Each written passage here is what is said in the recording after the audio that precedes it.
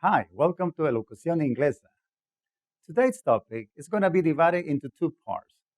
The topic is organizing and outlining a speech. Today is the first part, organizing. For this topic, we are going to have two main objectives. Let's take a look at the first one. To select a topic, purpose, and thesis statement appropriate to the audience and occasion.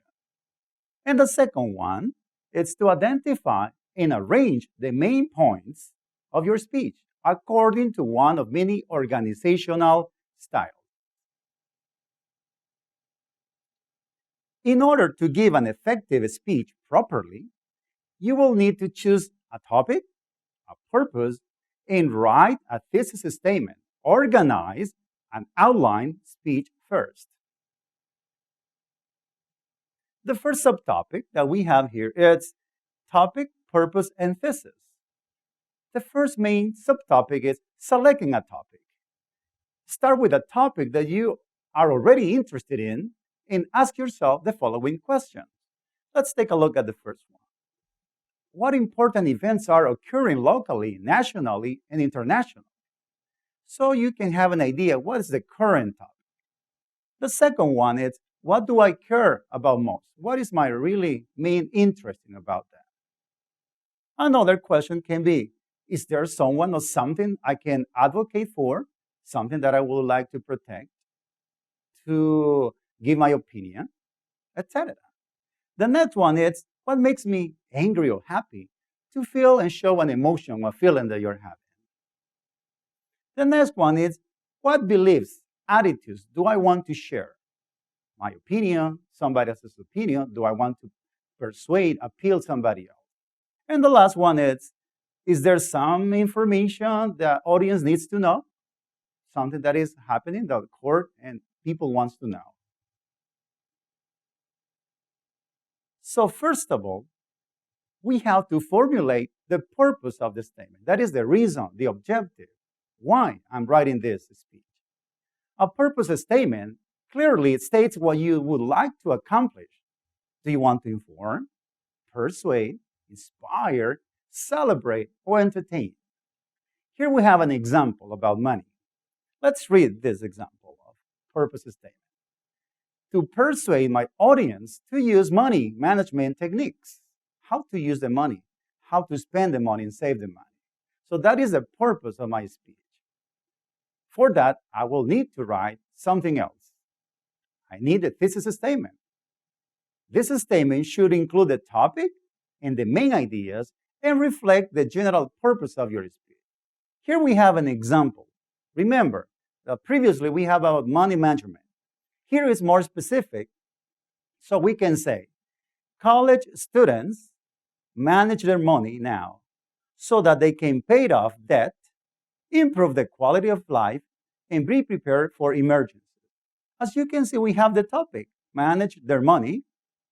You have your opinion, should manage. So you're trying to convey your opinion, to convince people that they should do it. And here we have the main ideas.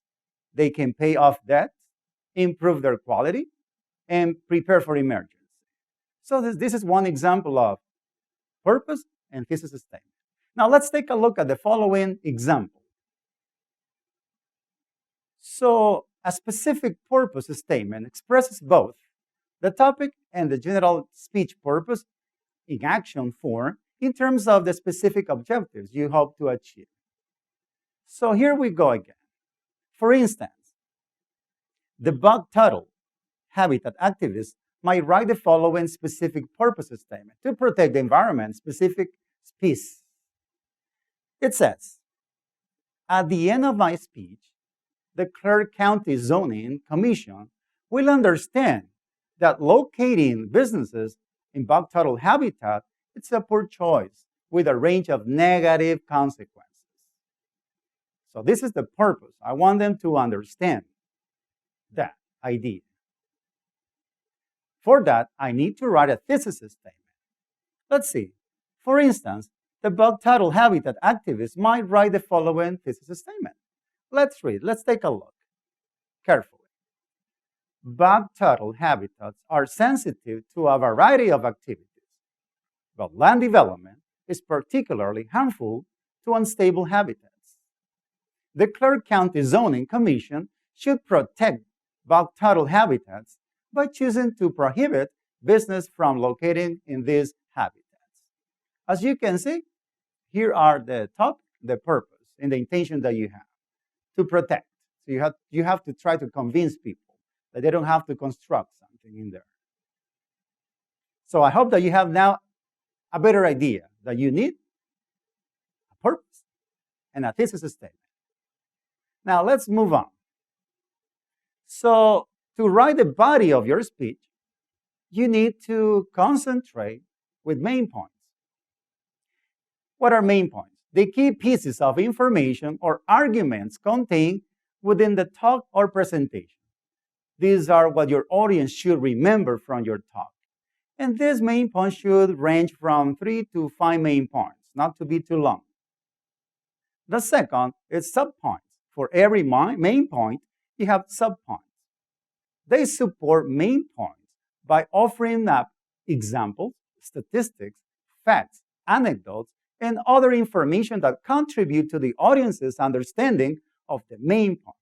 Remember, 2 or 3 subtopics for each main topic will be nice. Now, let's move on the following topic. How to organize your main points. Well, what we call organizational styles. We have many, but we are going to talk just a few. The first one is chronological.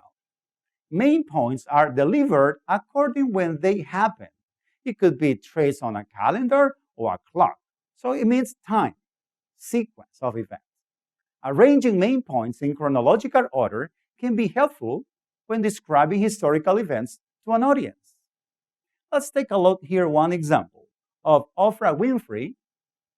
And we have a thesis, of course. You need to prepare a thesis statement. And the thesis statement says, Oprah's career can be understood by 4 keys.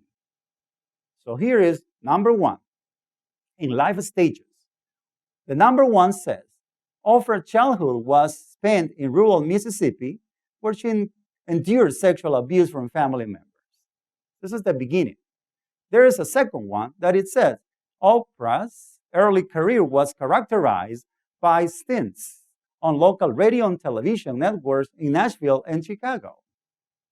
The next event, it says Oprah's tenure of host of the Oprah Winfrey Show began in 1986 and lasted until 2011. And the last one, the last event, it's Oprah's most recent media venture is OWN, the Oprah Winfrey Network. As you can see here, it's a sequence of events from the first to the last. Here we have another kind of organizational style that is topical, topics. Main topics of your speech center on ideas that are more distinct from one another. On a topical organizational style may be engaged. These main points are developed separately and are generally connected together with the introduction and the conclusion. Let's take a look. Composition of newspaper company. Of course, we need to have and see and write a thesis statement. The newspaper has 4 primary departments. So these are 4 topics, 4 departments, different from one another. The first one is advertising department. The second one is the editorial department. The third one is the production department. And the last one is the business department. As you can see, they are different points, but they are together because they talk about one thing, the newspaper. Okay, the next one, it's comparative. So what is this for? It's to discuss the similarities and differences between 2 or more things. First, you could compare 2 or more things as a whole. Discuss all traits of an apple and then all traits of an orange. So different characteristics. Second, you could compare these things elements by color, smell, and taste. Let's take a look at one example. Comparing Eastern and Western culture. We have a thesis statement, which is There are a variety of differences between Eastern and Western cultures. Let's see the first one. Eastern cultures tend to be more collectivistic. On the other hand, Western cultures tend to be more individualistic. The next one is Eastern cultures tend to treat health issues holistically as a whole. But on the other hand, we have Western cultures tend to treat health issues more acutely. We have another one that is called problem solution. It is an appropriate way to arrange to order main ideas of a speech. Political speeches is one example, and they often begin the speech by describing the problem, talking about the main issues of the problem. Then they give their own point of view, what they think, and then they give a proposal to solve the problem. The problem solution style is especially useful when the speaker wants to convince the audience. To convince means to make them change their mind. And they can take an action to solve the problem. The following is causal. This is used to inform audience members about causes and effects that have already happened. First, addresses some causes and then shares what effects resulted. Effective when the speaker wants to share relationship between two things, like the creation of a vaccine to help deter disease. Here we have an example. We have the thesis, the prevalence of the disease shingles led to the invention of a vaccine. And we have two main points. Shingles is a disease that causes painful blistering up to 1 million of Americans every year. The second one is, in 2006, a vaccine for shingles was licensed in the United States and has been shown to reduce this problem. Here's an example of cause and effect. Thank you so much for your attention. We'll see you in the next part.